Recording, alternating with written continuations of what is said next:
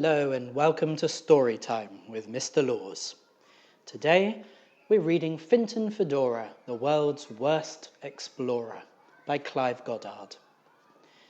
Chapter 22.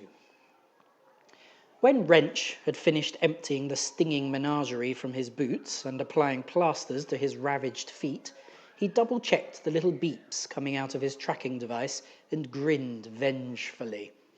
If the beeps were to be trusted, then it meant Fintan was less than 50 yards away, and he wasn't moving.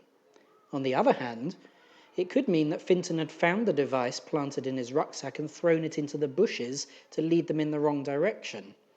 If he was as cunning and ruthless as they thought, then it was more likely to be the latter. Either way, the sooner they found out, the better. "Okay, Gonzalez," said Wrench, handing him one of his many spare guns. "Here's the plan. We split up and approach the kids' camp as quietly as possible from 2 different directions. You take the north, and I'll come in from the west. We're armed, and we're pretty sure he's not, so taking the map should be simple." Gonzalez nodded, grinned and gave a thumbs-up sign, then moved off into the trees, brandishing his revolver. If the kid put up any resistance or tried to make a run for it, he'd have no hesitation in pulling the trigger and would probably enjoy it too. Wrench turned the tracker's beeping volume down to minimum, checked his gun was fully loaded, and tentatively began his approach. Meanwhile, several hundred yards to the east of Fintan's camp, Eric and Edith Bumstead were making their slightly less stealthy way through the thick forest.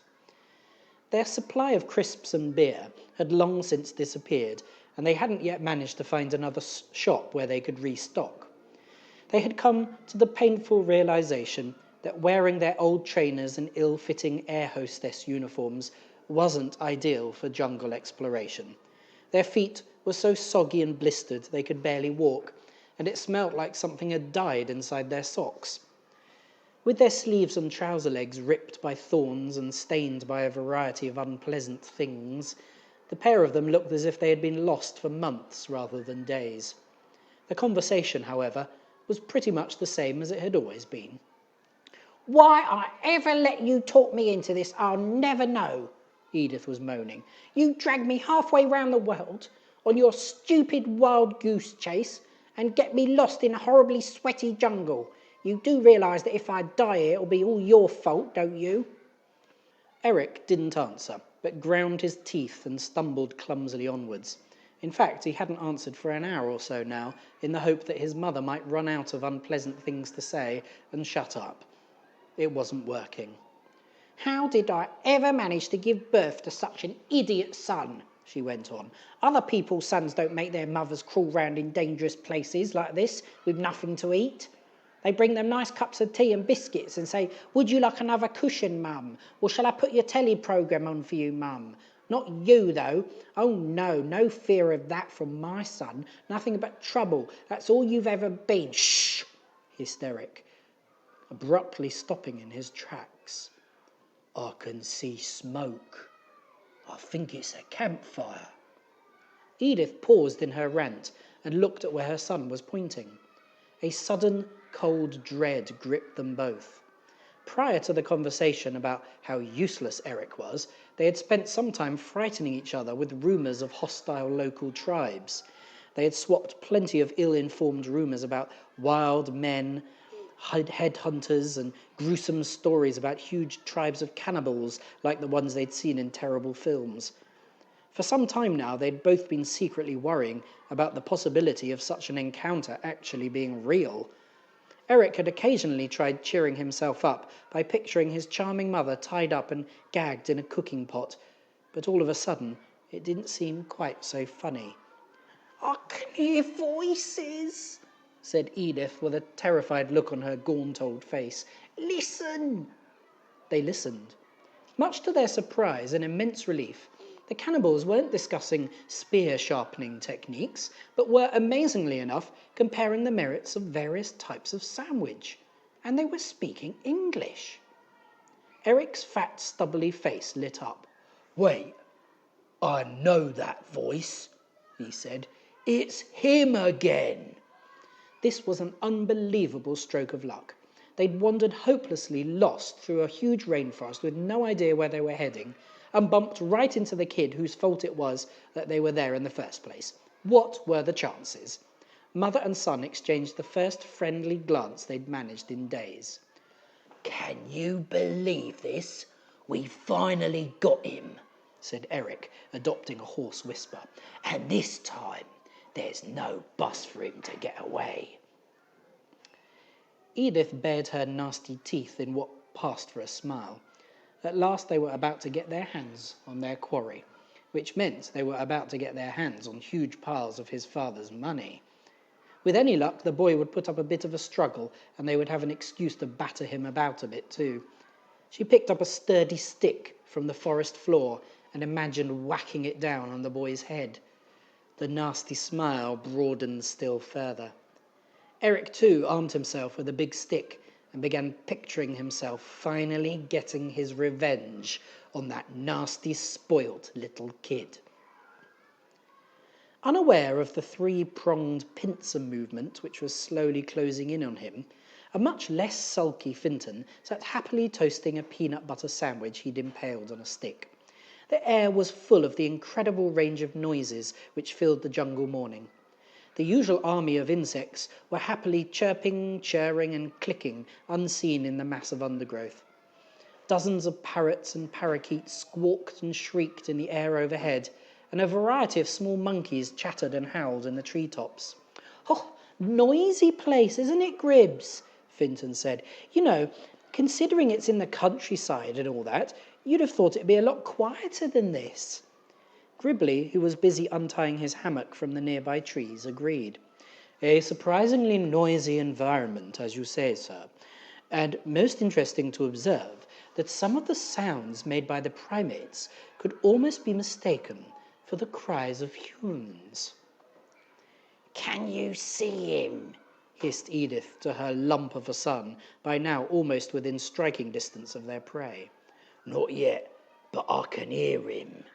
Going on about animals or something stupid, Eric whispered back. He suddenly froze, struck by the horrible clammy feeling that he'd been spotted. Which he had, but not by Fintan or Gribbly. Crouching in the bushes just a few paces away was a strange-looking Brazilian man with a gun and an expression of surprise. "Mum," said Eric through gritted teeth. "Mum, look, it's some bloke, and he's got a gun." Edith looked. The man looked back, horror-struck. So far as Gonzales knew, this scruffy little fat bloke and scrawny old woman weren't a part of Operation Harvest, so what on earth were they doing skulking around here in the bushes, clutching big sticks? You didn't bump into people in the Amazon rainforest. That sort of thing just didn't happen. The three of them were still gaping stupidly at each other in silent bewilderment when things got even more confusing.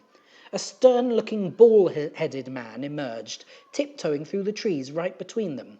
With his eyes darting from person to person, Max Wrench levelled his gun at Eric and glared. "Who are you?" he demanded, in an aggressive but hushed voice. "What?" said Eric, glaring back. "Who are you?" Wrench had no patience for any of this nonsense. "That's none of your business," he said. "Now you two just step aside. I'm only interested in the kid, okay?" "Get lost," blurted Eric. "If anyone's having him, it's me. That horrible little kid tried to kill me, he did." "And me," said Edith, pointing to herself to make it clear who she was talking about. Wrench raised an eyebrow. "Yeah? Well, join the club. He tried to kill me, too." "Hey, don't forget me," added Gonzales. It appeared the four of them had something in common. They were all convinced that the annoying boy on the other side of the bush was trying to kill them, and they all wanted their revenge. Wrench decided to assert his authority. "Listen," he hissed. "I'm here on official company business, understand? The kid is mine." "Well, you can't have him, he's ours," insisted Edith. "We followed him for miles to get here." "Yeah," added Eric, pointing to various cuts and little holes in his face. "Look what he did to me. I'm gonna kill him." Gonzales, normally a man of few words, wasn't going to stand for that. "No, you're not going to kill him. I am. I hate him more than you," he said, waving his gun in Eric's prickly face. "He set fire to me, and he pushed me in piranha-infested river." "Huh? Is that all?" chipped in Wrench. "I spent 3 days and nights in the sea being towed behind a ship because of him. If anyone's going to kill him, it's me." Eric wasn't going to be outdone on the suffering front. "Huh? That's nothing. He tried to kill me at least 3 times. Anyway, I saw him first. When I get my hands on him, he's going to regret it." "Shut up, the lot of you," interjected Edith. "No one's going to kill him. He's worth millions, remember, and we've come all this way to kidnap him. I'm not going to let anyone ruin that now by bumping him off." Edith had the sort of commanding voice that wasn't easily ignored. It was a bit like someone jabbing the sharp end of a pencil into your ear and wiggling it around. The debate calmed down a little. "Well, as far as I'm concerned, you can have him," said Wrench finally. "All I want from him is that map. Then he's all yours." Back in his camp, just the other side of a large shiny-leafed bush, Fintan was toasting another impaled sandwich.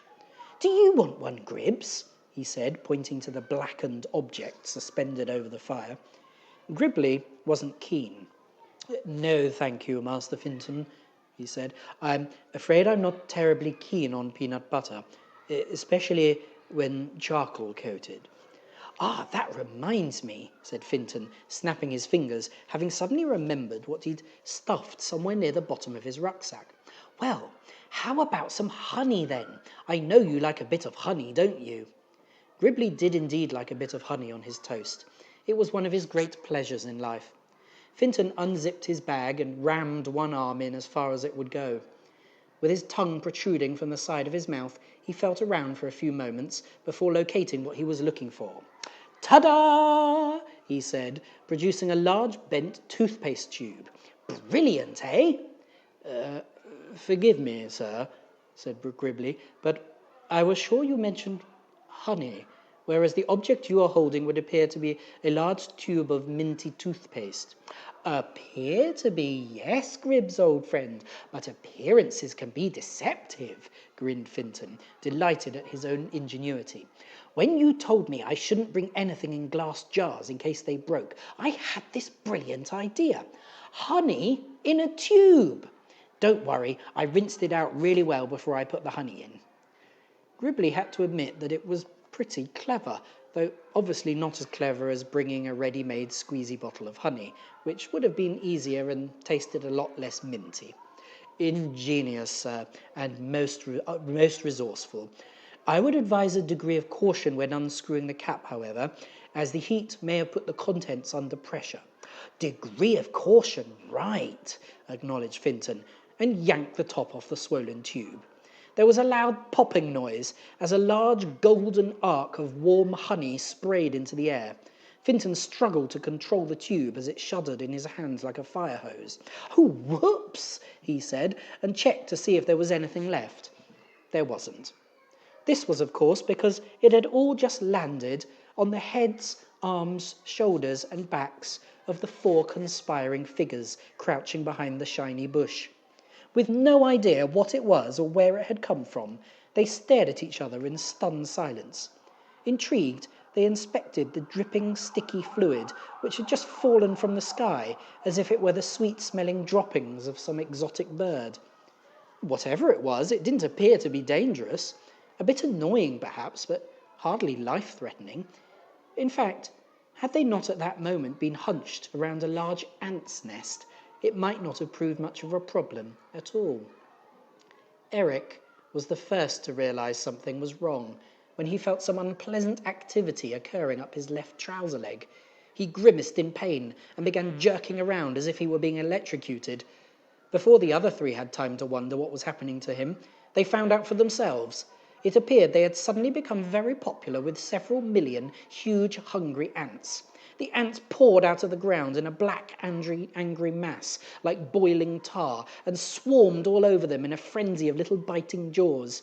Edith let out a piercing screech, which startled Fintan so much he dropped his toasted sandwich in the fire. With a flurry of flailing arms and legs, the 4 sticky conspirators ran yelping and whimpering into the forest, desperately searching for a patch of mud or dirty little pool of water they could fling themselves into. Undeterred, Fintan stuck another peanut butter sandwich on his stick. You know, you're right, Gribbs, he observed. Some of the screeching noises do sound almost human, don't they? Well, I'll see you next time for a couple more chapters.